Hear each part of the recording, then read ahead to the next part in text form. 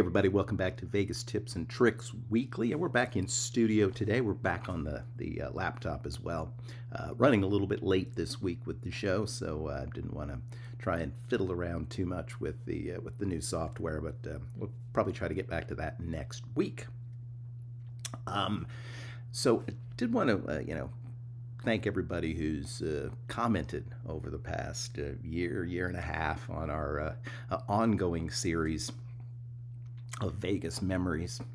And I guess technically we're not really done, because I could do my Vegas memory of this year. But I'm probably not going to do that until, I might do a show next year. But I am going to do a wrap-up show at some point, probably over the next couple of weeks. I don't know if it'll be next Saturday. It kind of depends, because I have some actual legwork I need to do to get together the information that I want to share. But as many of you know, I've kept pretty good notes as far as my trips, when I was there, how long I was there, where I stayed. And so I'm in the process of compiling that information again, making some lists, and so I think it might be fun to share some of those statistics with you all, and just some general thoughts about Vegas as I prepare here within a few short weeks now for Vegas 52. And there's a pretty good chance we'll do a live stream sometime in the next 3 or 4 weeks as well, and we'll probably have some trivia questions related to the wrap-up show. So you might win a prize if you carefully take notes on the wrap-up show. Today, I wanted to revisit a topic that, surprisingly, at least to me, is one of the most popular shows that we've ever done, at least as far as these sort of talking head shows. The most popular videos we've done on the channel, for obvious reasons, are the videos from Las Vegas, whether that be vlogs or just room tours, walkthroughs, that sort of thing. And we will probably try to do a few of those on the trip in September, so we can share some of those visuals with you as well. But as far as the sort of talking heads videos that have come to dominate the channel in recent years, the most successful, or at least the most watched of those shows, was one we did on solo travel. So I was like, well, hey, maybe it's time to revisit that topic for some folks that may not have been subscribed or may have forgotten, and have some additional insights. I have not actually compiled this number yet. One of the many things that I will compile as I work out my way through the Vegas statistics. But I would say it's likely half, or maybe even more than half, of my Vegas trips have been true solo trips. And what I mean by true solo trips is that I went by myself. I didn't know anybody when I was there, so it was just me, myself, and I, and experiencing Vegas. I don't really count most of the recent trips as solo trips, because I either went with someone specifically, or I was there specifically with other people, and we hung out a lot, spent a lot of time together.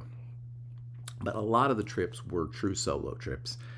There was, a couple of periods of time where I went with people pretty regularly in the early 2000s.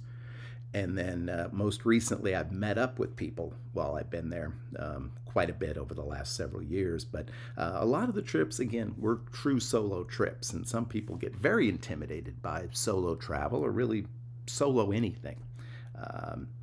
For most of my life, I've been a single guy. I grew up an only child in a fairly remote area. So there were a lot of times that, it was do something by yourself or don't do it at all. And so a lot of people are intimidated by the idea of going to a restaurant, or to a bar, or to a movie, or whatever it might be, on your own. And of course, travel is another one of those things that intimidate people in terms of doing it by themselves. So I thought I would have a few pointers, talk a little bit about solo travel and solo trips to Las Vegas, some specific opportunities, maybe some specific concerns that you may want to think about before you plan a solo trip. I know there is a Facebook group, I'm a member of it. I think it's called Solo Las Vegas. And when it's not, people posting their picture and wanting to meet up, wink, wink, nudge, nudge, there are a lot of people who talk about traveling to Vegas solo. Sometimes it's a case of you were planning to go with people and then they kind of crapped out on you at the last minute. Or maybe you broke up, or, again, one of the friends couldn't make it. So it's either don't go at all or go by yourself. And then, of course, it's just people who generally like to travel solo.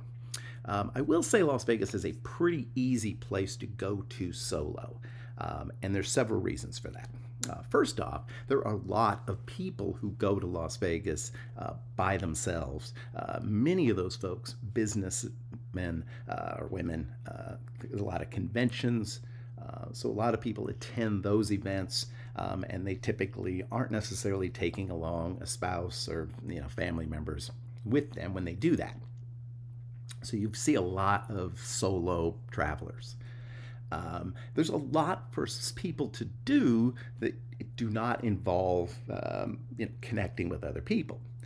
Obviously, if you're playing one of the machines in one of the casinos, it really requires no interaction with anyone. I guess, maybe the cocktail waitresses or a slot tech if there's some kind of a problem. But overall, you're pretty much able to play a lot of games without, you don't need a friend to join you in order to do that. Also, Las Vegas has a number of food options which play well to the solo traveler. Traditionally, of course, the buffet is always nice. You don't have to sit in the restaurant for 30 minutes waiting for your food. You just go in and you grab your food and you eat it, and there's not a lot of that sort of uncomfortable, at least uncomfortable for some people, downtime. In addition, you have a lot of restaurants that have sort of bar seating. And even some very nice restaurants will have bar seating available more or less on a first come, first served basis. Again, that's a good way to sort of blend in and not sort of stand out as a solo traveler sitting at a table by yourself. Going to a show can be a little more intimidating. Again, if you're the only person there, you can feel a little bit uncomfortable doing that.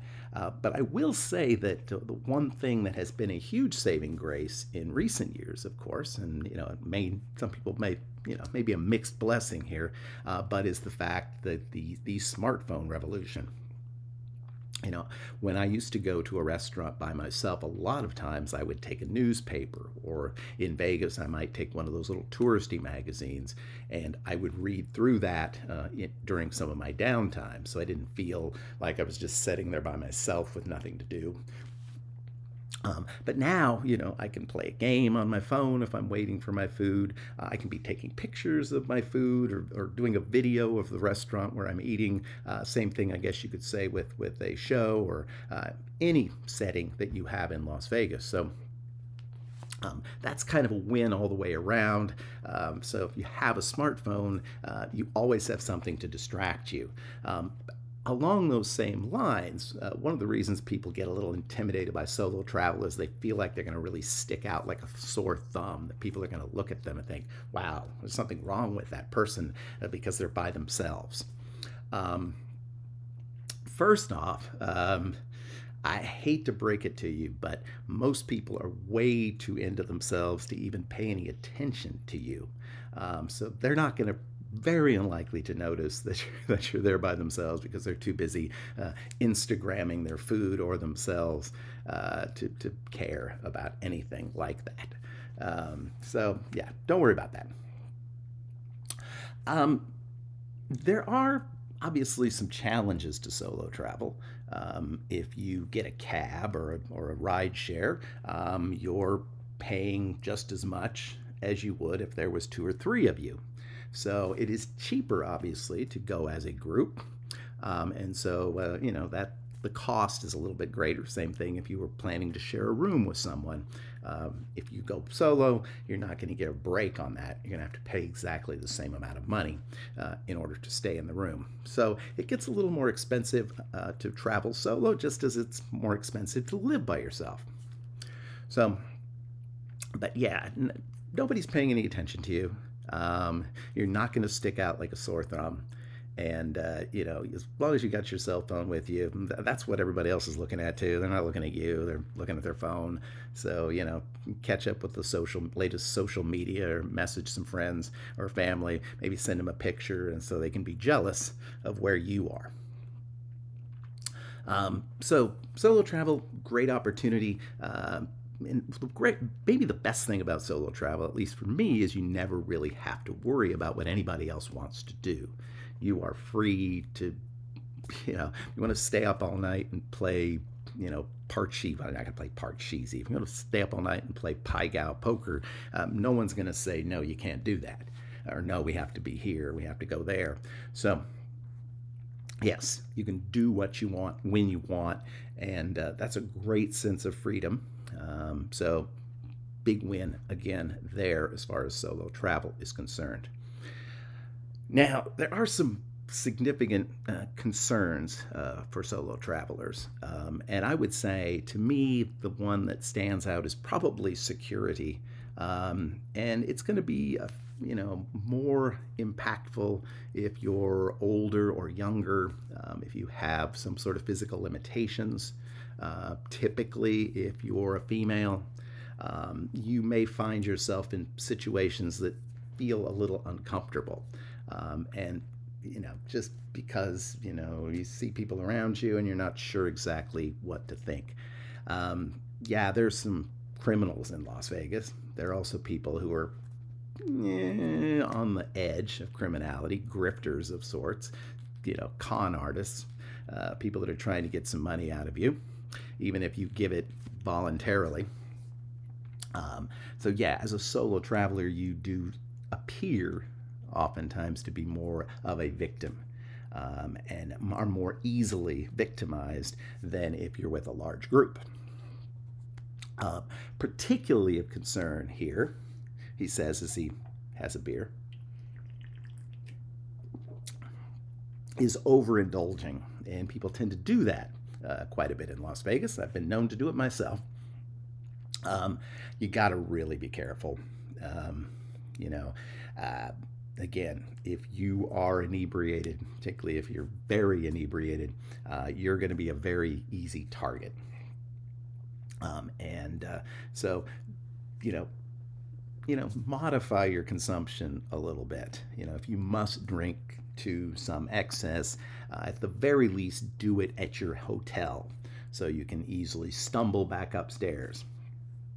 You don't have to walk a mile down the strip at 1 in the morning. So definitely do that. And if, hey, you just need that last couple of beers, then hey, maybe, buy a couple in the gift shop, take it up to your room and finish off your evening there. Okay.